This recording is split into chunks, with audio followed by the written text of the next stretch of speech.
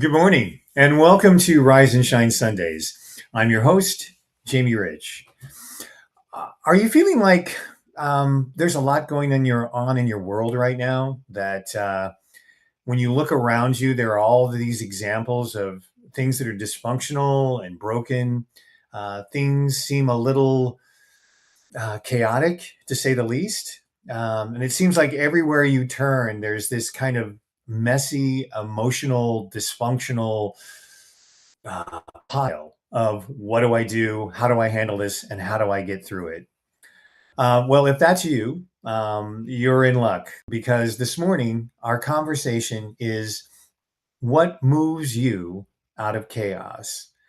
And if you're joining us live in YouTube, I encourage you to recognize that you can be part of this conversation by using the chat to submit questions, because that's how Rise and Shine Sundays works. And helping us in this discussion this morning are my colleagues in the roundtable for Rise and Shine Sundays. Welcome, everyone. Thank you. Thank you. Bring those microphones on as we're going. We'll introduce ourselves as we go, because I think this is one of those topics that built from some conversations that we've had in the past, right? And we're talking about a lot of things about becoming aware of chaos, what it is, what it's not. And so here to kind of, Sang, would you kind of help us, because you're really good at anchoring us in terms of the terminology that we're going to be using for our discussion. Yeah.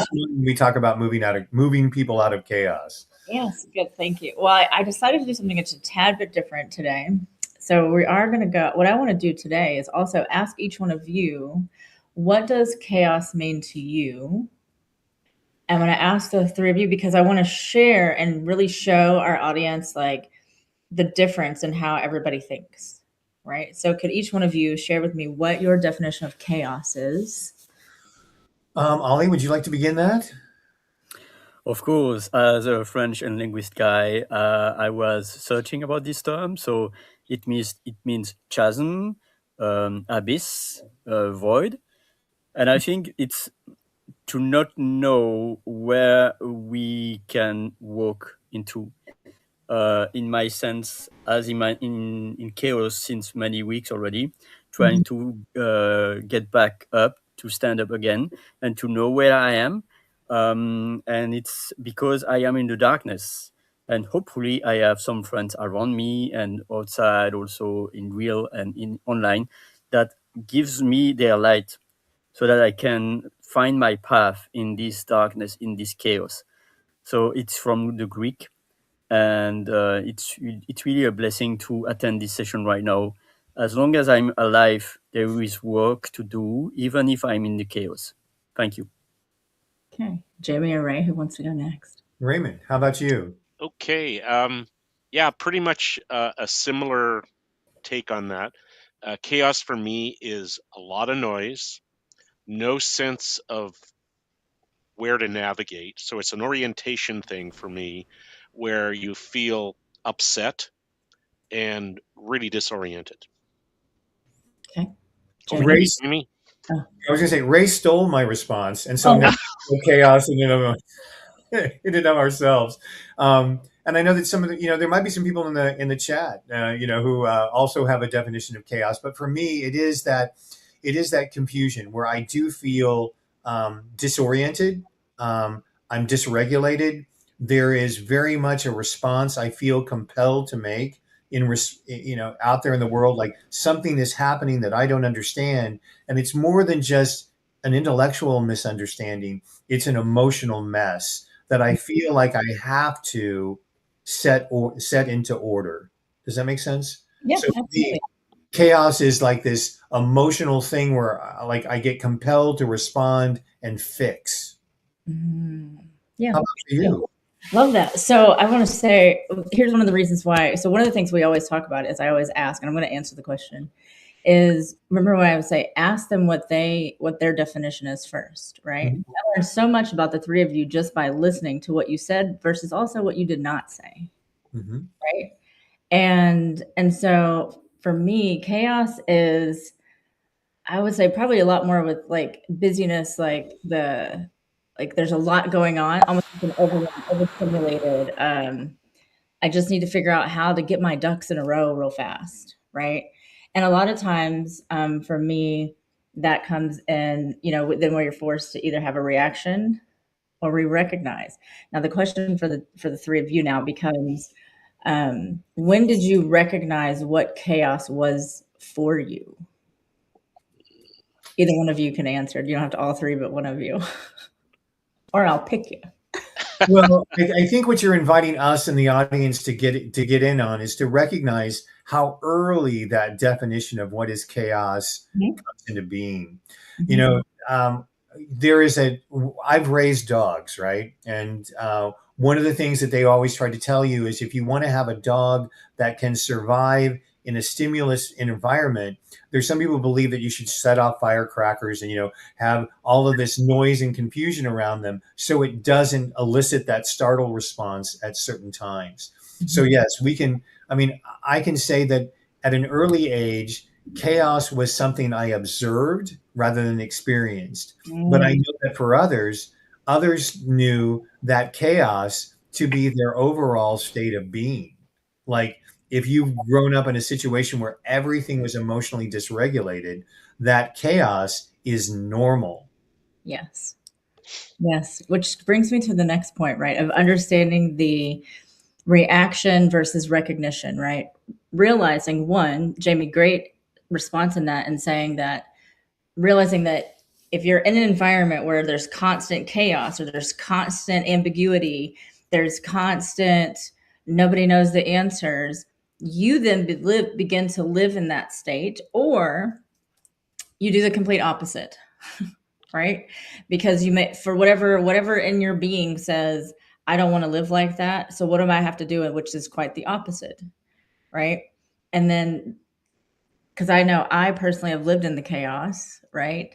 And there's always this fighting urge to not live in the chaos, but not know how, Mm-hmm.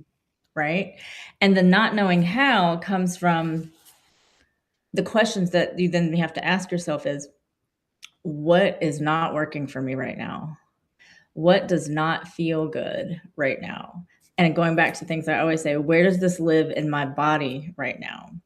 Right? Is this chaos healthy? Is there healthy chaos? Is there unhealthy chaos? Right? There's all these different distinctions to make to then decide, what is it about this level of chaos that I'm in that I don't want to be in?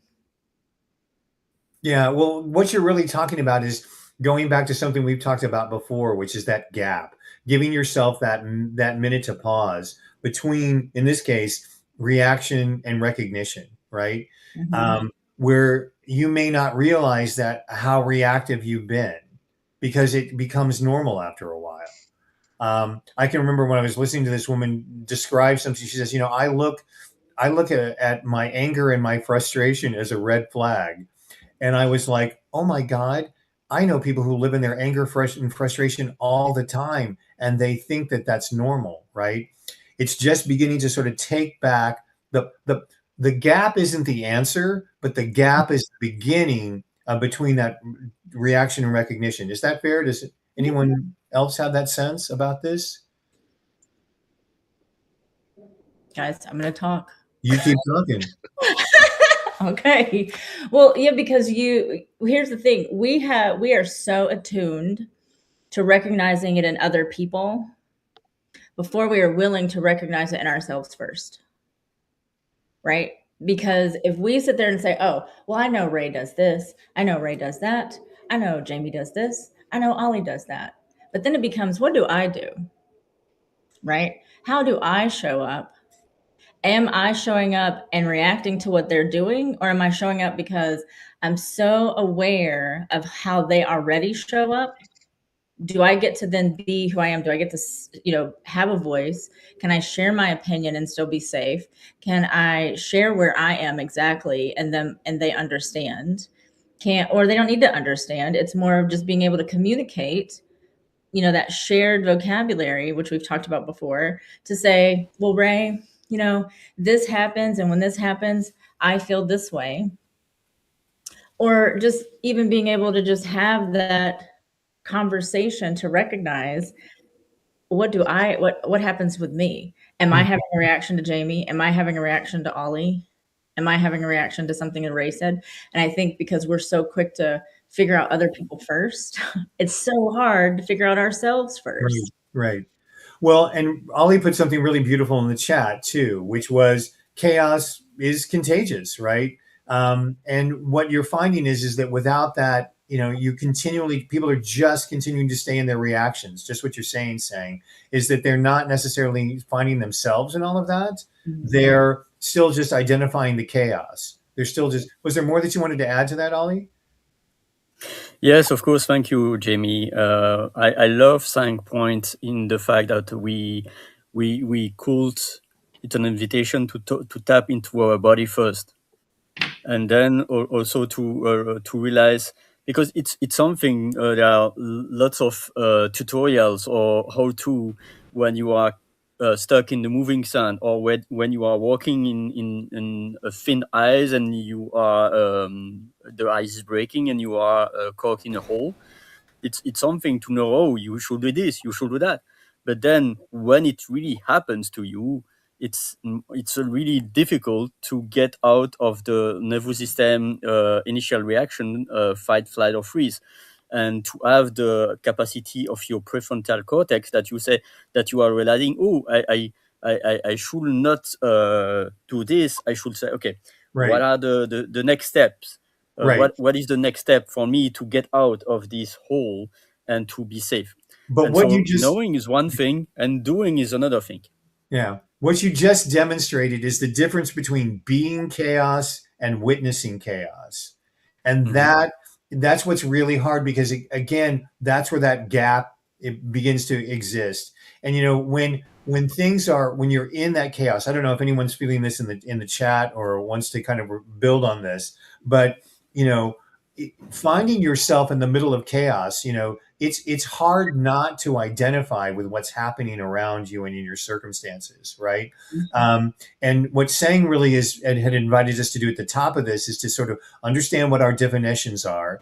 If if we've lived in chaos for a long time, I remember meeting an ER doctor at for a children's hospital here in Kansas City, and she said that one of the challenges that when they're working in pediatrics with kids who grow up in a stressful environment is they have no concept of what calm feels like. Mm. Their breathing Yeah. is their breathing is just dysregulated. There's this constant they're just kind of living, in shallow breaths. And she says, it is amazing how much that dysregulation, right? They are you can see it, you can observe it, and you can kind of begin to point it out to someone. But until people have had an opportunity to pause and experience the shift, they're going to still continue to identify the chaos. Yeah, Ollie, go ahead. Yeah, and would I also to allow them to have enough strength within them, or to allow them to be setting boundaries. Because it's important, because me, for having many decades of me not having the strength to raise my voice and to express my needs, setting boundaries is really important. Like says, I need a break, my friends. I'm really stressed, overwhelmed. I need to get out. And for some jobs, especially in the hospital system, healthcare, and people related, it's not easy to set up these boundaries, because you are demanded to be there 24/7 and to not have breaks. And so that is important, because if they are if they have no if their body is empty, they cannot provide any more support. They will be in burnout and they will not be helpful. So it's important also to recognize chaos and to say, let me just have a break. I can be back in 30 minutes, but I need this time for recentering myself. That's part of the practice, but I get this felt sense saying that there's a different technique that you want to share with us a little bit about what it's because you can recognize it and then you can try to reestablish a pattern. But what happens? I mean, what's that process? How were you able to make that Yeah. switch? So, one, going back to the definition, right, of awareness, right, is helping you notice what's true for you, right? Knowing where you are. So that's very key, and understanding what awareness is. Like, we're taught to have this external awareness, right? We're not taught to have the internal awareness. And so I'm going to take you. So if you think about a time where someone may have said something to you or asked you a question and it felt like a jab, right? It felt like an undercut or something, right? Where somebody was trying to tell you something without telling you something, right? Or they could ask a direct question. My circle tends to ask me very direct questions that make me go, because someone once asked me, I think you like to live in chaos. I think that you're always trying to create problems. And I was like, what? And I just said, okay. And I just let it go, right? But it just kept stirring and stirring and stirring. And I'm going to invite everybody that if anybody's ever had that type of question or something that someone has said to them and it just sits there and marinates, there's something there for you to play with, right? Something for you to explore and get curious about, because there's something there that is messing with you going, there's something about some truth in that. Is there some truth in that? And this is where you have to get honest with yourself. Okay, so I want to make sure I get really clear on what you're saying. So you're saying that there is some truth to the identification of chaos? There could be something there. So for me specifically, it wasn't that I chose to live in chaos, right? For me, because of my past, because of my upbringing, all my body knew was chaos. Right. Right. So because I had been doing all this self work with myself, so when this individual said this to me, I was like, I don't like chaos, though. I don't create problems. And what I realized is I tell the truth.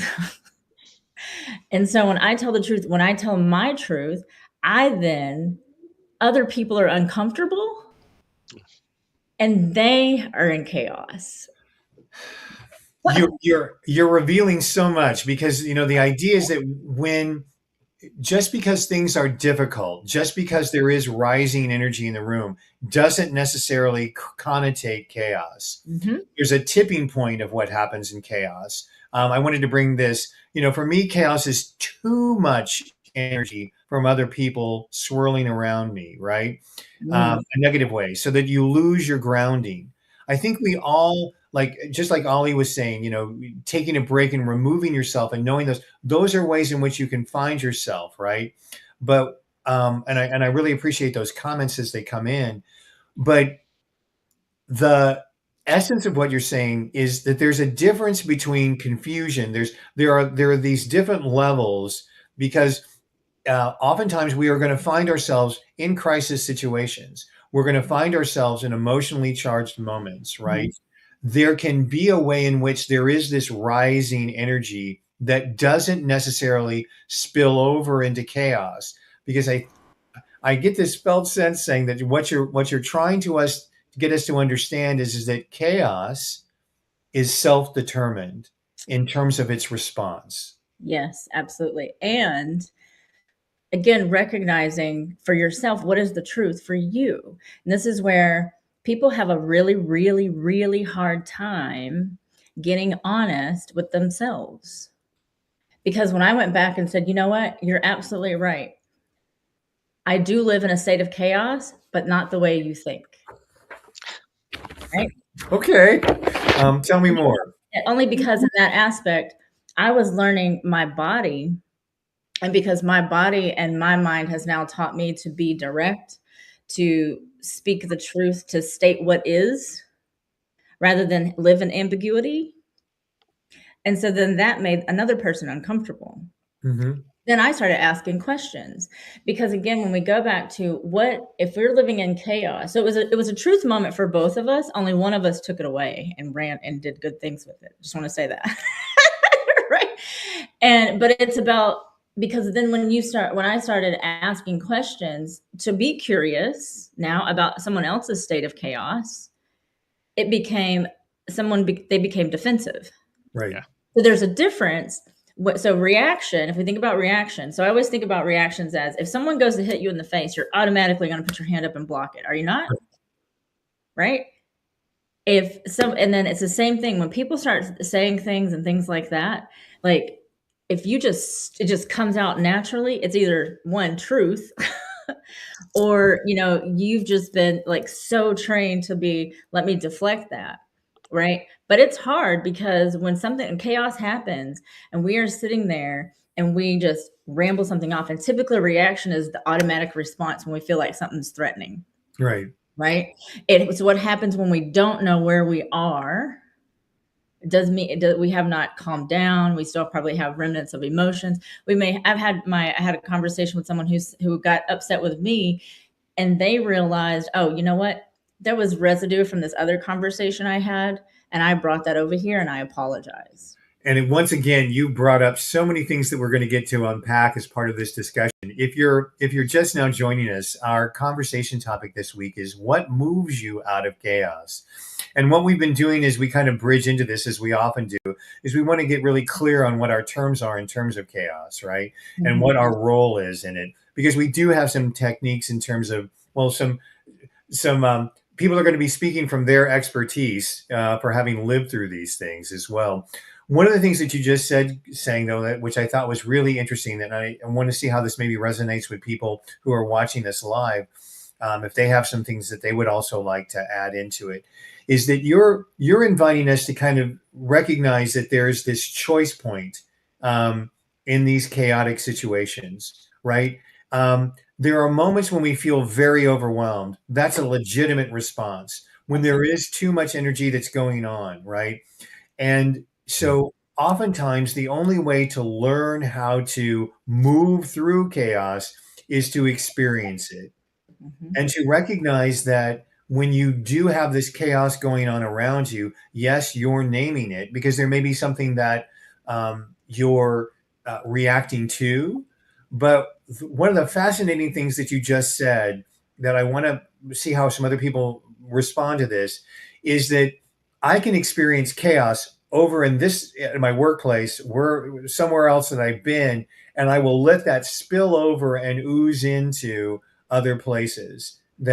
And so you end up, just like Ali said at the beginning, making chaos contagious. It's almost like a germ that, well, wait, why are you being so combative right now with me? Well, it's because of the chaos that got created in a situation that was way over here and you didn't dysregulate it at that time. And so it's coming out now as a way to regulate it. Does anyone relate to that experience? Ray, does that ring true with anything for you? Oh, there's so much going on here that I'm processing, and what's really interesting is what Sang and Ollie and you, Jamie, have shared is when you think about it, chaos. When you're part of the chaos, you really don't know what it is and where it's coming from, and what your own response is. And I think what Sang is mentioning is, okay, so what do we know and what do we learn from this? Because the chaos, whose chaos is it? Is it a combined collective chaos, or is it what individuals' chaos creating chaos for others? But what I loved that also emerged is until you, as Sangha said and Ollie, until you become aware, then you understand, then you start to go into, well, what is going to be my reaction? And then there has to be learned and practiced responses, and because it reminds me of emergency exit training that they make you do for fires. They tell you, it says you can read the card, but that doesn't work. Mm-hmm. They tell you to go in your house and walk the path that you would follow for an exit. Mm-hmm. And they say it may sound stupid to you. Well, I know where the door is. I know where the window is. But what's really essential is your body and your mind work together to almost say, okay, this is what I'll do. This is how I will respond. So I think what's starting to emerge here is we have to practice this. Mm-hmm. We have to become aware, and shares also share.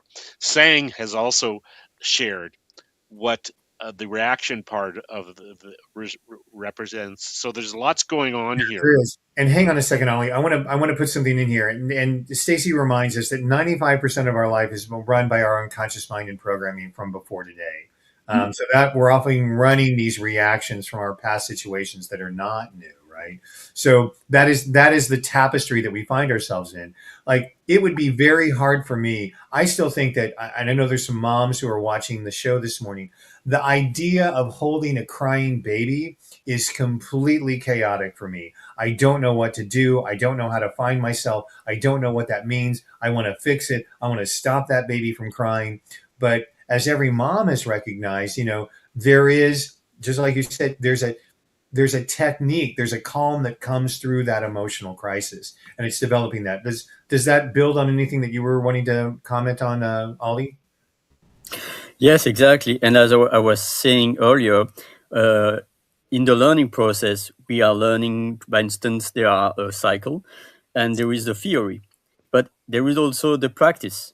And to learn by the body, then we can redo things. Even, by instance, if the chaos is different, by having lived already a sense of chaos, we know what to do. But because we practice it, it's one thing, as Ray said, in case of a fire, or in case of someone that is having a stroke, how to be able to, because we know the technique like Heimlich, when you are pressing the chest so that the food can get out. We know that in theory, but doing it, practice in real, that's another situation. So there is the theory of the if then, if da da da da, then da da da da. But then when the shit happens, then it's really to know really what to do. Then we acquire the wisdom of what to do in the chaos, and not in the theory standpoint. Right. When the rubber hits the road is a common English expression. Well, I'm so grateful that our chat is alive. So I'm hoping that those of you who are watching this are able to see that there's some really good things emerging. So again, that whole idea of dysregulation, saying, recognizing that, even just beginning to recognize that we are dysregulated, right? So you cannot move out of a situation over which you still are reacting to, right? Because then everything that you're doing as far as moving yourself out of it is just as a reactive, like, in other words, it's like, well, when it's chaotic, what do? Well, I scream louder, I'm going to work harder. I'm going to be more attentive, and you can just, I'm accentuating that place in my voice because it's still trying to top it. You know what I mean? Like, there's chaotic, I'm going to try to tamp it down, right? So help us move out of the chaos of this moment, saying what's emerging. So I'm going to take you back to old school days, right? The scientific method. So a couple of weeks ago, someone asked me, "Hey, Sang, what are you doing?" I was like looking up the scientific method, and they were like, "What?" Just a random day. And if we were to take what we know back then about the scientific method is about what it is, it's about solving a problem, right? And the first thing we do is pause, is what I'm always going to say, right? Pause before we do anything and observe, like Ray and everybody was saying, where am I? What's happening here, right? Start asking yourself, what is it about this chaos that doesn't live with me? What am I reacting to something within the chaos? What story am I telling myself? Like, this is where you ask yourself all these questions, and it's about self. And it's also, was this external? Did it come from somewhere else? Right? Then you jump into the exploration of, maybe I got angry because maybe there were these steps that didn't happen and chaos happened. Maybe I went on Facebook and shouldn't have been doom scrolling because now I'm pissed off, right? Like, where did now the chaos happen for self, right? Then going into, well, now what happens if I don't go to Facebook every day? What happens if I now say, hey, let me pause before I respond when I feel it in my body, right? To say, maybe that's something for me to think of.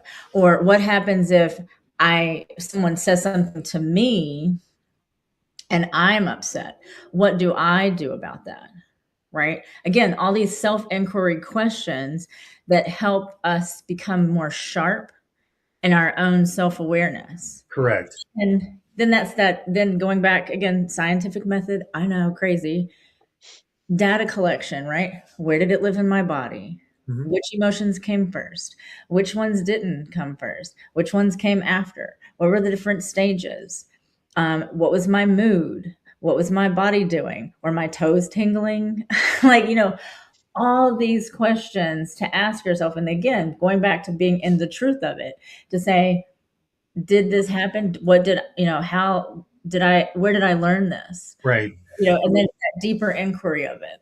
What I also, and I think the inquiry is so important, because that's what creates the pause. That's what creates the awareness. But if I'm having an anxiety situation, right, and I stay too much in my head, I need to do something that helps dysregulate, my body, right?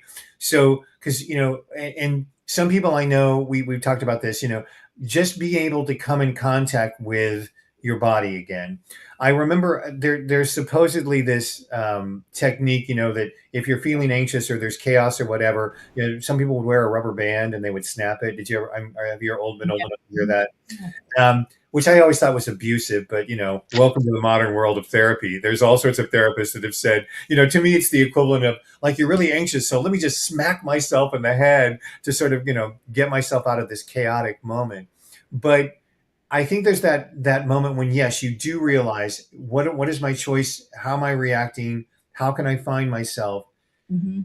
But then where do I go to get here? Mm-hmm. Ollie talked at the very beginning about removing. Sometimes the only answer is to remove ourselves from those situations. Mm-hmm. Sometimes we can, sometimes we can't.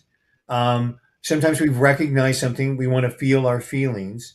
Are there some other adaptive techniques for our body that you found to be successful? And also, I'm opening this up to anyone in the chat as well. I think finding that thing that works for you, right? I think when Ray was talking about earlier, it's like, awareness for me is finding out what that is. Is it now I've got to mindlessly doodle on a piece of paper, right? Do I need to tap my fingers so I don't say anything? Because that's usually what I do. I'm sitting here like tapping, like I really want to say something, but then as I'm sitting there, I'm thinking, is this worth saying right now, or am I going to say something that is emotionally charged? And then can I say something in a way that is still creates a moving forward conversation, not where I'm trying to let me push a button over here and see what kind of reaction I can then get out of them, because that'll be much more fun to watch. Right?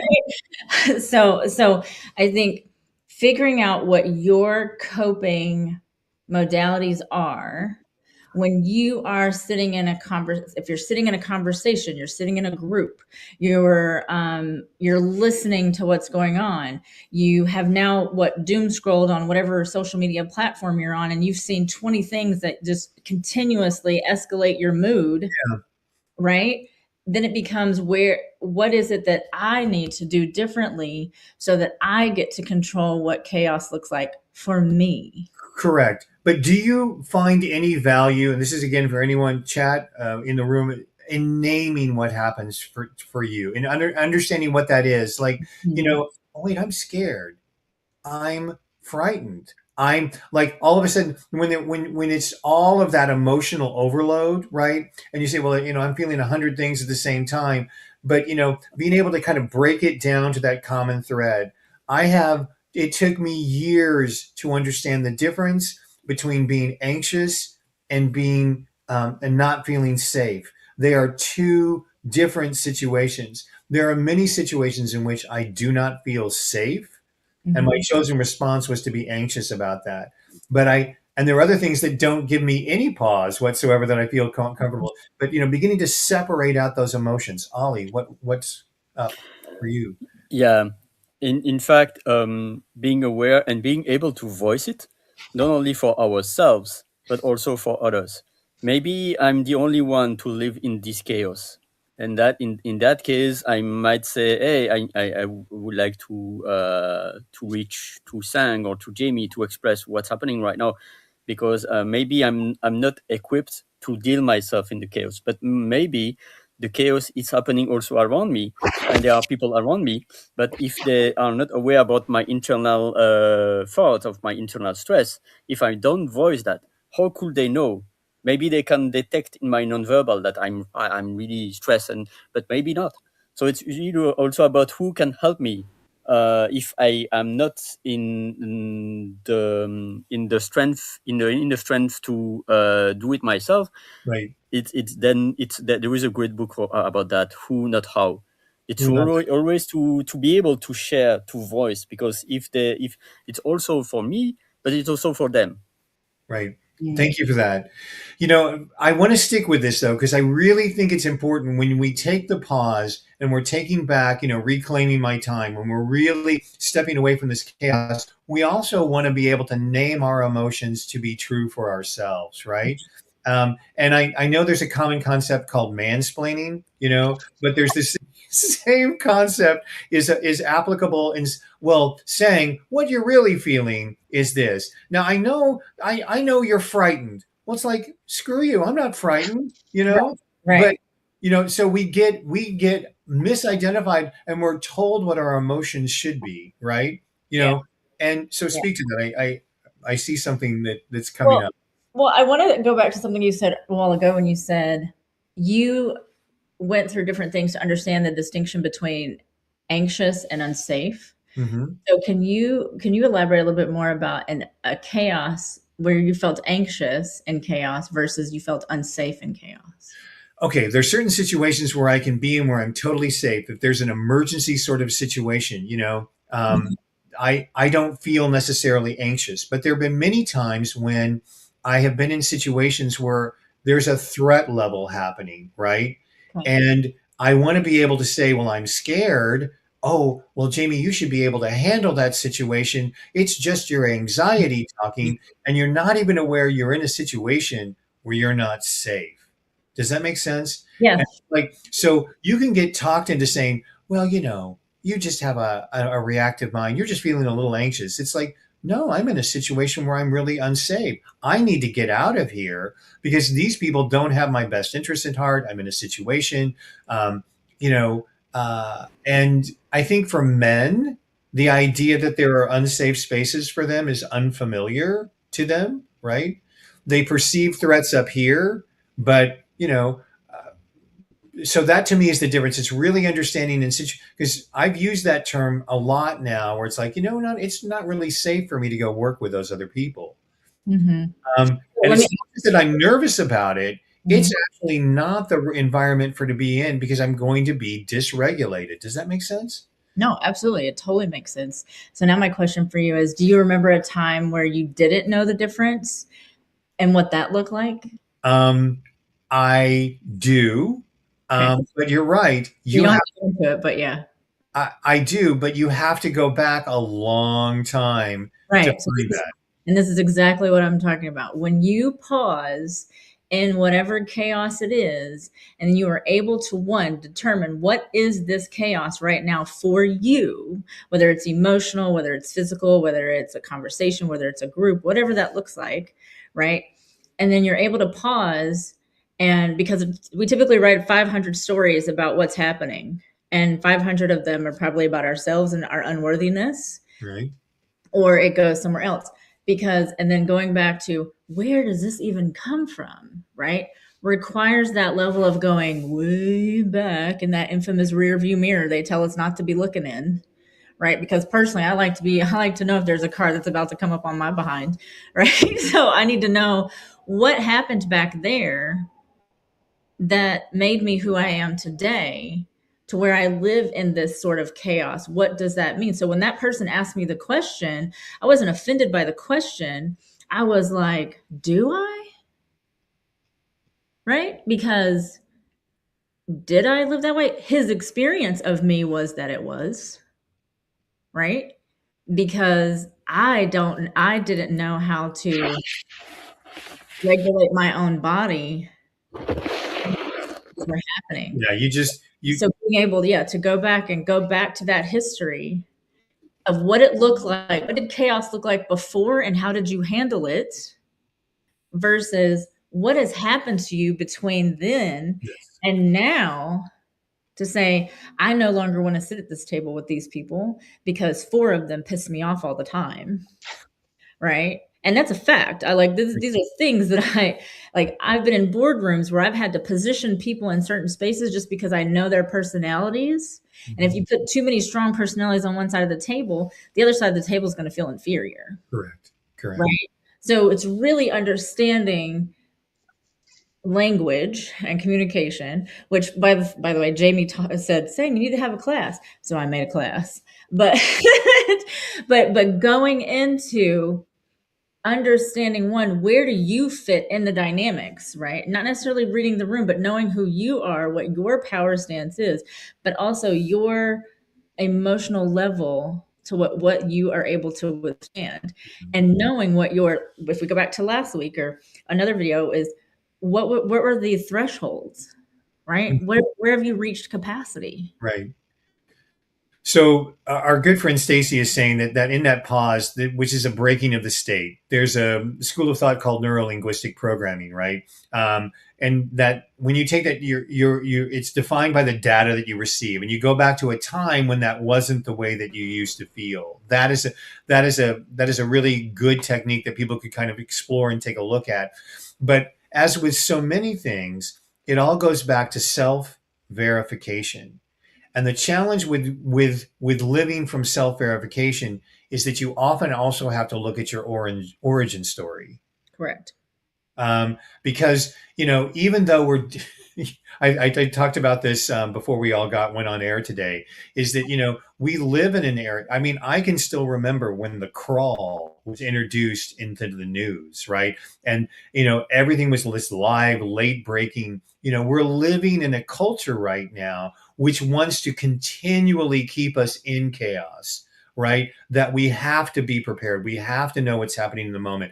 Like, I don't know how many times I'm sure did you hear the news? Have you read the news? Did you see what's happening? So there's this urgency, right? To continually stay that in order to be informed, you must be, full bore aware of everything that is happening at this level of magnitude.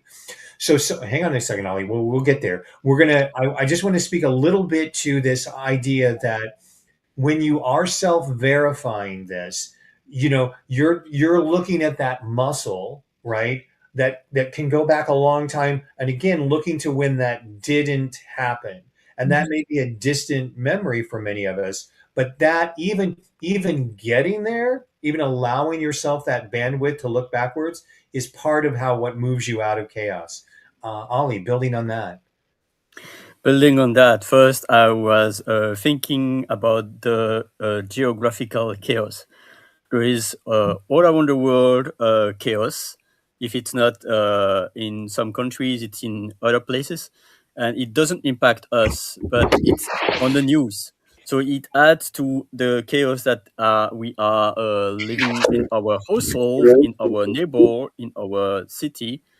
And it's like layers, and anything that happens many thousand miles are impacting us through the news. So there is a geographical chaos, and then there is the chaos of experience, because each day the river might be the same, but the weather is not the same. So it's just to tell to you all that each day is different from the past. But when we are receiving chaos, we are always having back to the memory. Oh, I've already experienced that in the past, but each day is different. But we are caught in the past, trying to see the relevance. What could I do? But each no chaos is different from the past chaos. So there's this geographical localization thing, and also the memory thing of the past, present, and future. Right. And we want to hold on to all of that up here in this head all of the time, right? And so our neurology is just constantly wired into scanning the situation, avoiding chaos and doing everything. But the truth of it lies kind of in bringing it down into here, so that you can walk through. I kind of stymied a meditation teacher one day, and I said, "Well, it's really great to sit in this environment with all the sounds and the chanting and whatever, and to be in this chaos-free environment. But to me, many of us need, well, there's a strong word. Many of us would prefer to be able to experience that calm in the midst of chaos. And to me, I always thought, if I could be on the side of the road while all the traffic is swirling around me, and I was just in this kind of blissful meditative state, that to me is recognizing what it means to be able to carry the calm, carry your own calm through a chaos. Mm. Order to get there, it's really developing that muscle to what does it feel like, so that you bring that energy of yourself into every situation, right? And yeah, I see you nodding, saying so. This speaks a lot to your journey, yes. Yes. Yes, because as somebody who's had to survive people, survive words, survive society, survive cultures, survive, it's literally being a fly on the wall, watching and observing not only how they treat me, but how they treat other people, how they talk to other people, how they interact with other people. Because they say we do not stop, and I'm being very, very honest about this. We as a society do not stop and pause enough to pay attention, because we are so caught up in the chaos of busyness Mm-hmm. that we don't stop and be the fly on the wall to say, how are they really reacting? What are my patterns? What are their patterns? Is this a pattern in this business? Is this a pattern in this space? Like, what does that look like? Right? Because when you're sitting, when you're in, if I can, and I love the visual of that, because I can just sit there thinking about all the people that would surround me and all the things they would say, and how I can probably have I would why it's not probably I can have a conversation with people. Just had one this week with a client, had a conversation. By the end of our 45-minute call, she was smiling. Her body language changed. She was much more confident, because I didn't necessarily say, I bet you feel this. Mm-hmm. Right? I bet you feel this. I said, so tell me this. Are you experiencing this in your body? And does it feel this way? And she was like, yeah. Yeah. Right. And so when I have that's where I know I can tap in a totally different way to say, instead of having that accusatory language of, well, I know how you feel. Right. Well, and it's like, no, that you don't. Right. Well, So I'm very proud of us in some way in terms of this discussion that we've had today about moving ourselves out of chaos, because we instantly bypassed what most people try to do, which is to fix the chaos. yeah, because we're microwave poppers. We want an instant gratification. We want to, let me pop it in and fix it right now, which is why we have a tendency to brush it under the rug, and then it comes back again and again. What is that infamous quote? You keep getting the same lesson in a different form until you get it. Right. When something has risen to a threat level or chaos, you've escaped it by just, way back ago, you could have said, well, this is scary, this is not a good environment to me, this person is unhealthy, wait a second, I am in full-blown threat level chaos, right? And so I want to be able to create that pause. So the sort of practice that we're inviting you to consider as you move out of chaos is based on some of these ideas and concepts that we've been discussing. And again, if somebody's got something that they want to toss into the chat that we can bring in here, but you begin by trying to say, where am I right now? Where am I in this chaos? And Sang uses that wonderful analogy of being that observer, being that fly on the wall, being able to, if you will, step outside in that pause and be able to look at what's happening. It's not, sometimes it is the physical pause to check in with your body, but oftentimes it's getting chaos means looking at the mechanics that are happening in the situation that are in front of you as chaotic, right? And then feel what you're feeling. Wow, this is really not safe for me to be in here, or I'm really angry, or you begin to sort of own the simple emotions that help lead you out of that chaos, and so that way you're no longer lost or overwhelmed in it. And then the invitation becomes, once you are, I'll use the word aware of it, right? And once you are aware of the separation between that, then that self-regulation can happen. And you can begin to develop some of the techniques that we've been exploring here of putting some distance between you and the patterns that you've used to address chaos in the past, right? Mm. Because the chaos in the world is going to continue to exist Yeah. without without you in it. Mm-hmm. And it go ahead. Good. No, go ahead. It goes back to something we've talked about before too, about what does your environment look like, right? Because sometimes your environment, like I'm definitely one of the people that people will say, "Did you know such and such happened in the news?" I'd be like, "I do not." Right? And I'm very clear because the news doesn't come on in my house. I don't turn the news on. Very rarely does the news get put on in my house, right? And it's understanding, what does your environment like? Do you invite chaos in that manner? Right? Do you take calls that you don't want to take?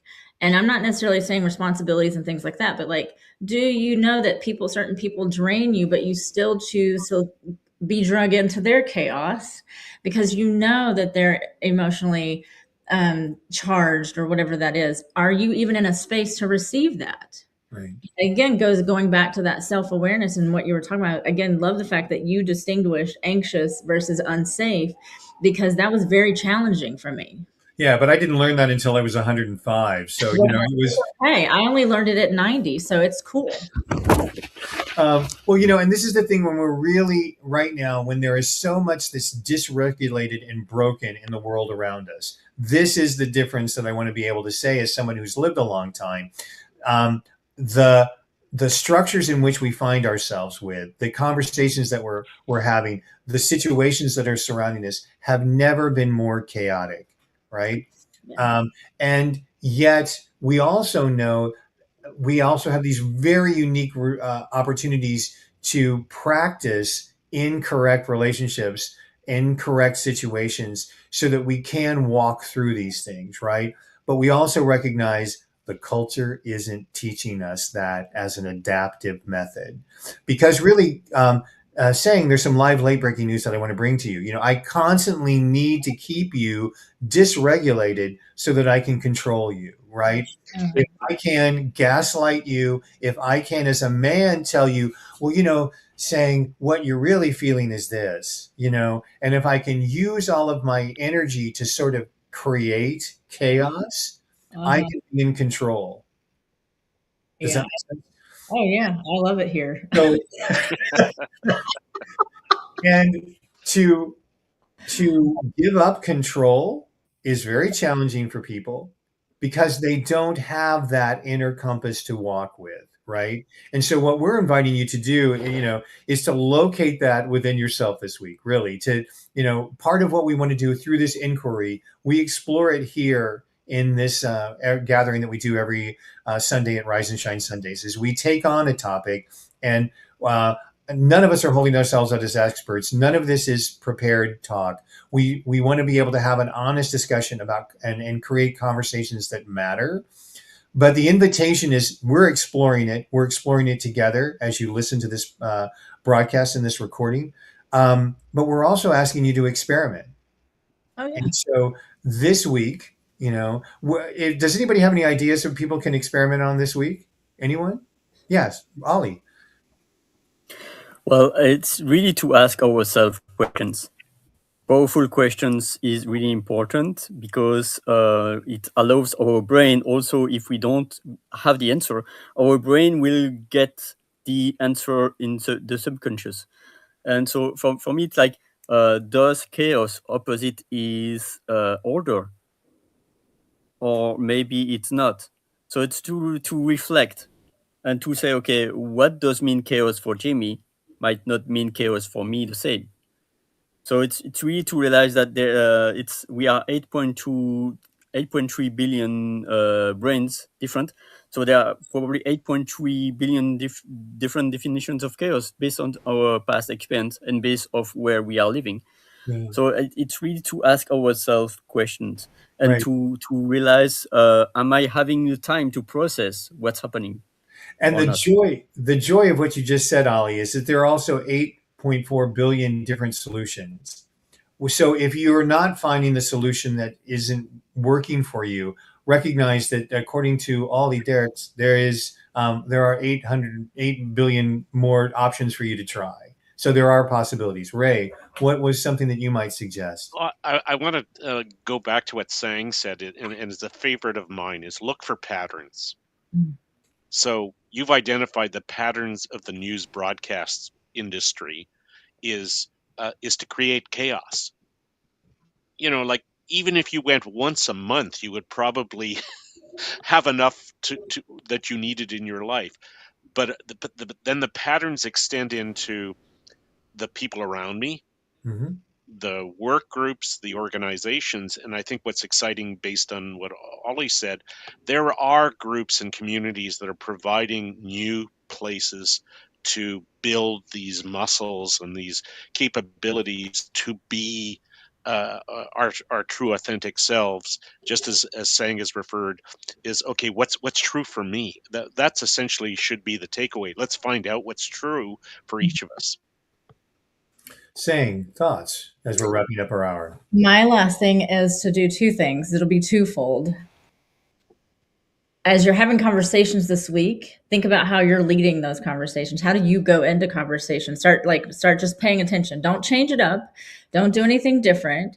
Just go in them normal, right? Be open to just going in them normal, to then observe yourself, right? The next thing is to eliminate distractions when you're talking to somebody, right? And really listen and really observe, right?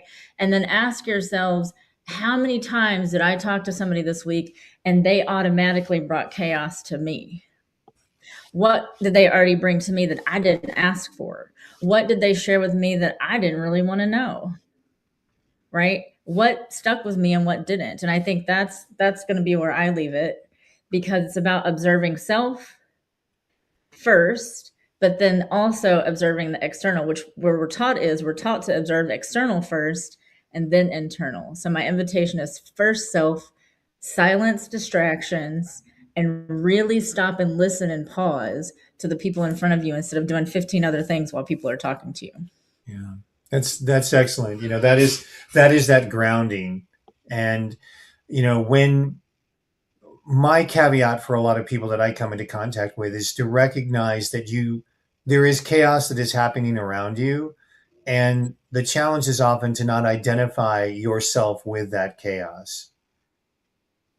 And it takes that pause to be able to recognize that oftentimes that chaos is an appropriate assessment of what you're seeing, and to be able to put some distance between you and the chaos, and to recognize that you exist. Finding yourself in the chaos means that the chaos isn't you, right? You may have a responsibility for staying in it, for trying to fix it, and then caring for yourself. I'm going to go back to the slime analogy that we used so successfully last week, which is oftentimes you can get slimed by chaos, right? And you can be brought back into it.